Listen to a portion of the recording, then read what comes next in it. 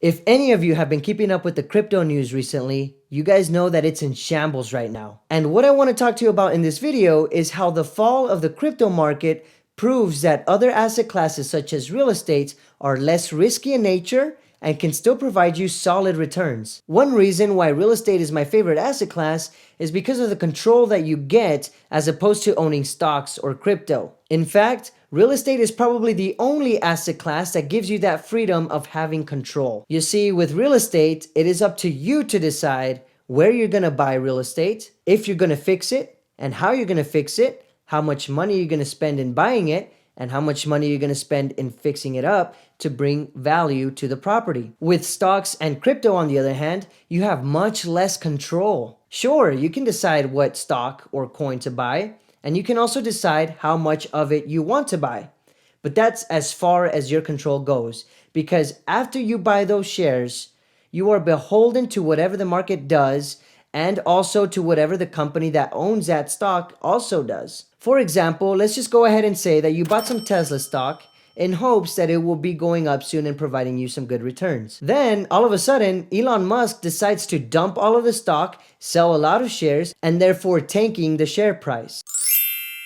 In this case, you'd be losing a lot of money on paper for something that was completely out of your control. And that brings me now to my point with crypto. I know many of you know what has transpired with the crypto market recently, but for those of you who don't know, a lot of investors have lost millions of dollars due to collapses in banks and exchanges in the crypto market. A lot of this is due to the banks or exchanges being way over leveraged, which means that they took on way too much debt. And in the case of FTX recently, having committed fraud. And it really is such a sad story because the CEO of FTX has recently been arrested for $8 billion in customer losses. And just to put this into perspective, just imagine the institution that you bank with, Wells Fargo, Bank of America, Chase, whatever it may be, and imagine that they tell you that out of nowhere, $8 billion have disappeared, and your money was part of those $8 billion that were lost, and now you can no longer withdraw your funds from that institution. That is something that can be life-changing in a bad way. So when I heard this news, I obviously thought about the little guy,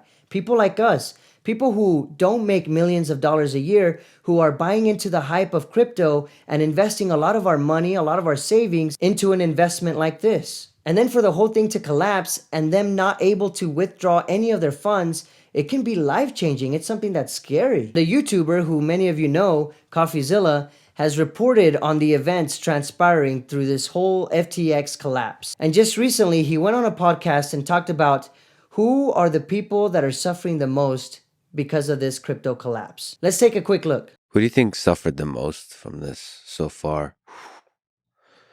The little account holders. This is always true. Quickly, when you dig down, you realize that most people who lost $10 million, I mean, I'm sure that's terrible for them. I wish them to get their money back, but it's usually the people with like 50,000 or less that are most impacted. Usually they do not have the money to spare. Usually they're not diversified in a sophisticated way. And unfortunately, they often get the least press time or airtime. Now, obviously, I feel sorry for a lot of the people that bought into the hype of crypto and have lost thousands of dollars and possibly their livelihood because of these investments. And so I naturally wanted to do some research of my own and see if I could find anybody who was affected by this and what their experience has been like so far. So I did some research on some of the people that were affected by this FTX collapse, and a common thread that I heard coming from a lot of these people's experiences was that a lot of them knew going in that these investments were speculative plays, and that by no means were they actually played into any scheme. And others mentioned that they knew full well that these investments were volatile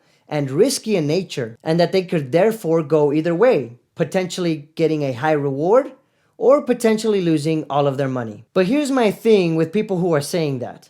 If you are not already putting money into your 401k or other retirement accounts along with your company match, if you have that, and also not saving money to buy real estate after that, then what are you doing putting money into speculative plays? Because in my opinion, you have to take care of you and your family first by making sure that you're good on your retirement accounts. And then if you have any extra money, you save that money to buy yourself some real estate before you ever decide to dabble on some crypto. Now, obviously, I'm just some guy on YouTube expressing his opinions, But take a look at these trends that I'm about to show you. This is a trend of Bitcoin for the past couple years, and you can obviously see that it's very volatile where it has very high points, but it also has very low points, currently right now sitting at a low. And now take a look at this trend, which represents the median price of a home here in the United States for the past couple years. Now, there definitely have been some downturns in the housing market in the past years, don't get me wrong, but you can see which trend looks a lot better and a lot safer when you're comparing asset classes side by side.